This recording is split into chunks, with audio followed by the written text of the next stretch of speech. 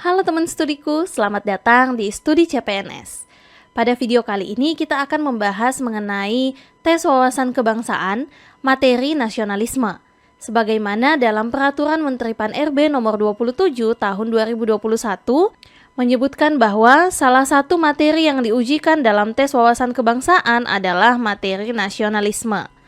Nah, sebelum kita melangkah jauh teman-teman mempelajari TWK, nah ini aku ada tips dan trik buat teman-teman gunakan dalam belajar TWK. Yang pertama adalah teman-teman perlu menghafal tanggal penting dan nama tokoh. Lalu teman-teman juga perlu memahami apa dan mengapa sebuah peristiwa itu terjadi. Lalu teman-teman juga harus mampu mengamalkan atau menerapkan konsep atau materi dalam kehidupan sehari-hari. Dan yang terakhir adalah teman-teman perlu perbanyak latihan soal. Karena semakin banyak teman-teman latihan soal, maka akan semakin banyak ilmu yang teman-teman dapatkan. Nah, lalu apa aja sih yang akan kita pelajari dalam materi nasionalisme ini?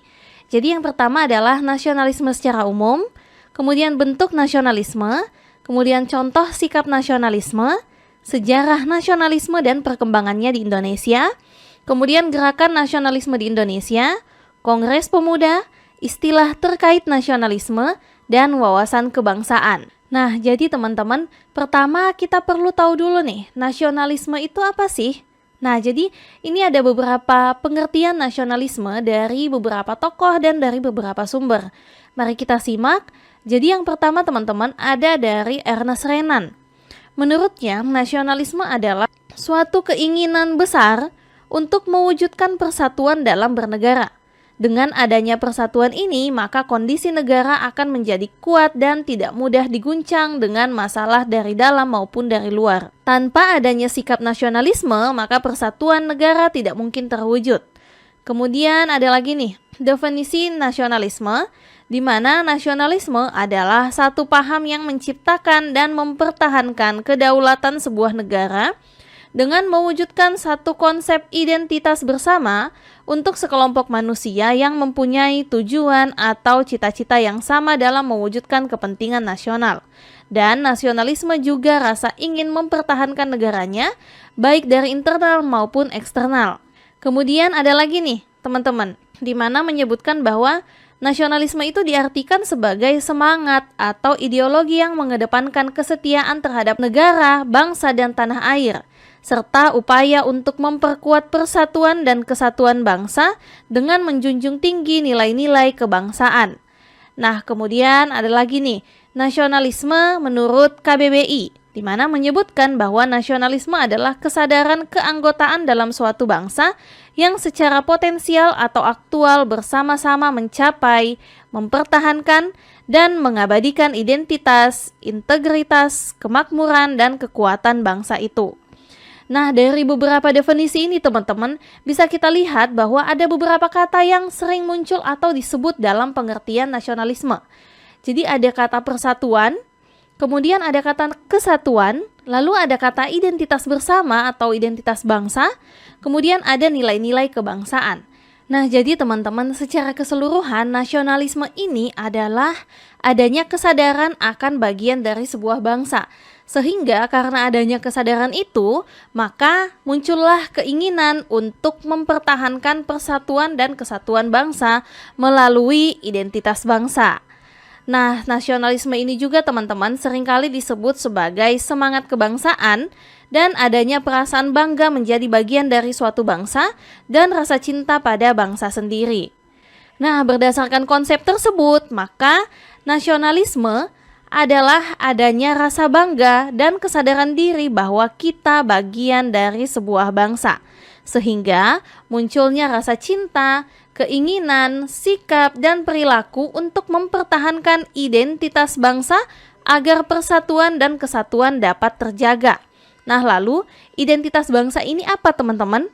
Nah, jadi identitas bangsa adalah ciri khas suatu bangsa yang membedakannya dengan bangsa lain. Jadi singkatnya, nasionalisme ini adalah adanya rasa bangga bahwa kita bagian dari suatu bangsa, sehingga ada keinginan untuk tetap mempertahankan eksistensi atau kedaulatan bangsa dengan tetap mempertahankan ciri khas kita atau identitas bangsa kita. Nah, jadi nasionalisme ini menekankan pada identitas bangsa. Nah, lalu Identitas bangsa Indonesia itu apa aja teman-teman? Nah, jadi yang pertama ada bahasa Indonesia. Kemudian ada bendera merah putih, lalu lagu Indonesia Raya, kemudian ada budaya nasional atau daerah, kemudian ada Pancasila dan Bhinneka Tunggal Ika, dan NKRI atau Negara Kesatuan Republik Indonesia. Jadi inilah identitas bangsa Indonesia yang membedakannya dengan bangsa lain. Nah, lalu ada beberapa unsur dalam nasionalisme ini teman-teman. Jadi yang pertama adalah adanya perasaan nasional, yaitu perasaan akan bagian dari suatu bangsa. Kemudian ada watak nasional, yaitu ciri khas atau karakteristik tertentu dari suatu bangsa. Kemudian ada batas nasional, di mana adanya batas wilayah kepemilikan atau wilayah yang ditempati. Kemudian ada bahasa nasional, yaitu bahasa pemersatu sebagai sarana komunikasi. Kemudian ada peralatan nasional, yaitu simbol atau lambang suatu bangsa. Dan yang terakhir ada agama, di mana sebagai pengikat atau pengidentifikasi suatu bangsa. Nah, lalu ada beberapa prinsip nasionalisme juga teman-teman. Yang pertama adalah prinsip kesatuan, di mana adanya wilayah teritorial, bangsa, bahasa, ideologi dan doktrin kenegaraan, sistem politik atau pemerintahan, sistem perekonomian, sistem pertahanan, keamanan, dan aturan kebudayaan.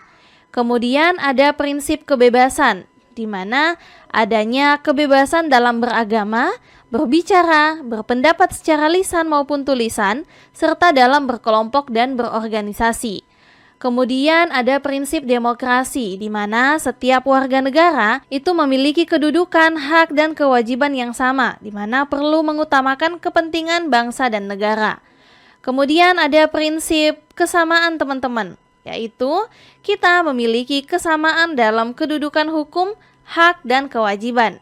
Kemudian ada prinsip kepribadian, di mana menekankan pada identitas bangsa yang meliputi harga diri, rasa bangga, rasa sayang terhadap kepribadian dan identitas bangsa yang tumbuh sesuai dengan sejarah dan kebudayaan. Kemudian prinsip yang terakhir adalah prestasi, di mana adanya cita-cita untuk mewujudkan kesejahteraan serta kebesaran dan kemanusiaan dari bangsa tersebut. Jadi inilah beberapa prinsip dari nasionalisme. Lalu teman-teman, ini ada beberapa tujuan dari nasionalisme. Yang pertama adalah menumbuhkan rasa cinta pada tanah air.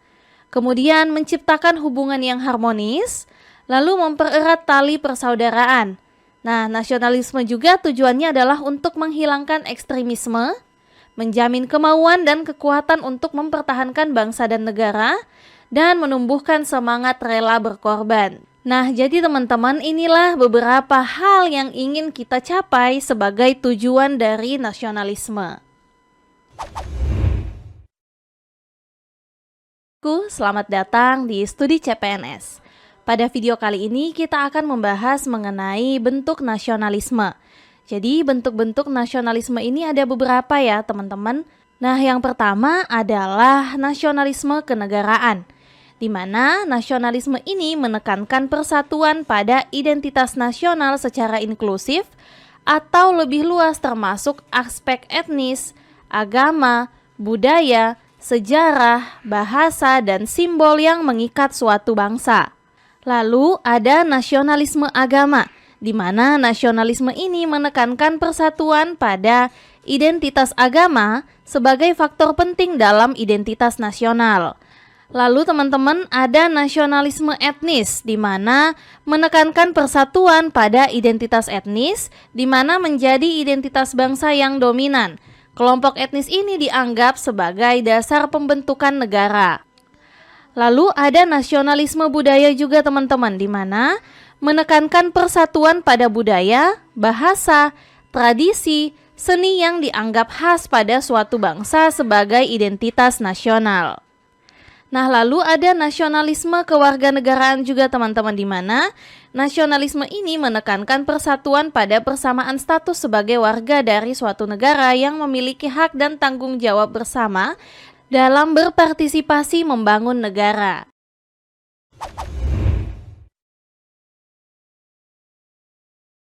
Selamat datang di Studi CPNS. Pada video kali ini kita akan membahas mengenai sikap dan istilah yang berkaitan dengan nasionalisme. Nah, jadi teman-teman, sikap nasionalisme itu seperti apa sih?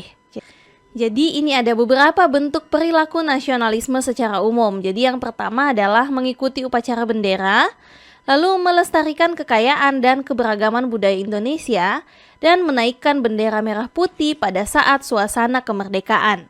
Nah, berikut terdapat beberapa istilah yang sering dikaitkan dengan nasionalisme, yaitu chauvinisme, cinta tanah air, dan patriotisme. Nah, lalu apa sih arti dari ketiga istilah ini? Nah, jadi teman-teman, chauvinisme itu adalah paham yang mengagung-agungkan bangsa atau negara sendiri dan memandang rendah bangsa lain. Kemudian kalau cinta tanah air itu adalah sikap atau perilaku mencerminkan rasa bangga, setia, peduli, loyal, dan menghargai tanah airnya atau tempat tinggalnya, dalam hal ini adalah NKRI. Kemudian kalau patriotisme itu adalah semangat cinta tanah air yang bersedia mengorbankan segala-galanya untuk mengabdi, memelihara, dan melindungi tanah airnya. Nah, lalu apa sih perbedaan dari nasionalisme, cinta tanah air, dan patriotisme? Nah, jadi teman-teman, ketiga istilah ini itu sama-sama adalah sikap positif terhadap bangsa Indonesia dan tujuannya untuk menjaga persatuan dan kesatuan Indonesia. Namun, perbedaannya terletak dari segi cara untuk mencapai persatuan dan kesatuan Indonesia ini. Kalau nasionalisme teman-teman dengan mempertahankan identitas bangsa. Kalau cinta tanah air itu dengan adanya rasa bangga, setia, peduli, dan loyal pada tanah air. Kalau patriotisme yaitu dengan adanya pengorbanan yang lebih. Nah, jadi ketiga istilah ini memiliki perbedaan dari segi cara untuk mencapai atau menjaga persatuan dan kesatuan Indonesia. Nah, untuk lebih jelasnya teman-teman, mari kita simak implementasi perilaku nasionalisme, cinta tanah air, dan patriotisme ini. Nah, jadi untuk contoh nasionalisme seperti ini teman-teman. Seluruh anggota timnas menyanyikan lagu Indonesia Raya sesaat sebelum bertanding. Nah, di sini menunjukkan adanya sikap nasionalisme karena ada identitas bangsa yang ditunjukkan, yaitu lagu Indonesia Raya. Kemudian contoh kedua, seluruh anggota timnas melakukan selebrasi dengan mengibarkan bendera merah putih. Nah, ini juga termasuk perilaku nasionalisme karena ada identitas bangsa yang ditunjukkan, yaitu bendera merah putih. Nah, untuk cinta tanah air, contohnya sebagai berikut. Saat bertanding, semua atlet menggunakan raket dan baju buatan Indonesia. Nah, dengan menggunakan buatan Indonesia atau produk lokal, itu menunjukkan bahwa adanya sikap cinta tanah air yang dimiliki oleh semua atlet. Kemudian untuk sikap patriotisme, contohnya seperti ini teman-teman. Atlet sepak bola rela dikarantina selama 6 bulan dan meninggalkan anak istri untuk rutin latihan sebelum bertanding. Jadi di sini ada sikap rela berkorban atau pengorbanan lebih yang dilakukan dengan meninggalkan anak istrinya untuk tujuan latihan sebelum bertanding. Kemudian contoh kedua, para pahlawan dalam merebut kemerdekaan Indonesia, di mana ada nyawa yang dikorbankan ya teman-teman. Jadi inilah contoh implementasi perilaku dari nasionalisme, cinta tanah air, dan patriotisme. Teman-teman sudah bisa ya untuk melihat perbedaan dari ketiga istilah ini.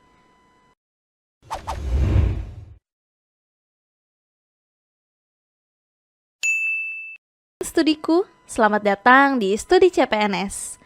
Pada video kali ini kita akan membahas mengenai sejarah dan perkembangan nasionalisme. Nah, jadi teman-teman, beberapa referensi menyebutkan kalau nasionalisme itu lahir di Eropa. Sebagaimana sebelum abad ke-17 itu belum ada terbentuk satu negara nasionalisme di Eropa, teman-teman. Dan hanya ada kekuasaan kekaisaran seperti Romawi kuno atau kekaisaran Jerman. Lalu pada awal abad ke-17 itu terjadi perang besar-besaran selama 30 tahun antar suku bangsa di Eropa, di mana hal ini menjadi awal mula adanya kesadaran akan suatu wilayah sebagai milik suku atau etnik tertentu. Nah, lalu pada abad 18 dan 19 mulailah bermunculan negara nasionalisme separatis. Nah, kemudian bagaimana nih perkembangan nasionalisme di Indonesia sendiri? Nah, jadi nasionalisme di Indonesia ini lahir dari dua faktor. Pertama adalah faktor internal, yang kedua adalah faktor eksternal. Nah, faktor internal ini teman-teman karena munculnya golongan cendekiawan. Kemudian adanya perasaan senasib dan sepenanggungan, adanya kenangan kejayaan masa lampau, kemudian adanya keinginan untuk melepaskan diri dari imperialisme. Dan mulai berkembangnya paham nasionalis dalam bidang sosial, ekonomi, politik, dan kebudayaan. Nah, kalau dari segi faktor eksternal teman-teman, itu karena munculnya paham-paham baru. Kemudian adanya kemenangan Jepang atas Rusia. Nah, kemenangan Jepang atas Rusia ini dijadikan inspirasi oleh bangsa Indonesia yang menganggap bahwa negara Jepang aja bisa, gitu. Masa kita tidak bisa? Seperti itu teman-teman. Lalu mulainya bermunculan nasionalisme di berbagai negara. Nah, lalu ada beberapa fase nih teman-teman terkait perkembangan nasionalisme di Indonesia. Jadi yang pertama ada yang namanya fase perintis, yaitu munculnya semangat kebangsaan ditandai dengan munculnya organisasi pergerakan nasional. Nah, kemudian ada fase penegas, di mana di sini ditegaskannya semangat kebangsaan pada diri bangsa Indonesia yang ditandai dengan Sumpah Pemuda. Kemudian fase ketiga yaitu fase percobaan, di mana pada waktu itu bangsa Indonesia mencoba meminta kemerdekaan dari Belanda dengan organisasi pergerakan yang bernama GAPI atau Gabungan Politik Indonesia. Nah, fase perintis, fase penegas, dan fase percobaan ini merupakan fase awal perkembangan nasionalisme di Indonesia. Kemudian teman-teman, fase keempat itu fase pendobrak, di mana di sini terlihat perjuangan bangsa Indonesia dalam meraih kemerdekaan, ditandai dengan detik-detik proklamasi. Kemudian fase kelima adalah fase pelaksana, di mana pada fase ini kita sebagai generasi penerus perlu mengisi dan mempertahankan kemerdekaan Indonesia. Jadi, inilah beberapa fase perkembangan nasionalisme di Indonesia.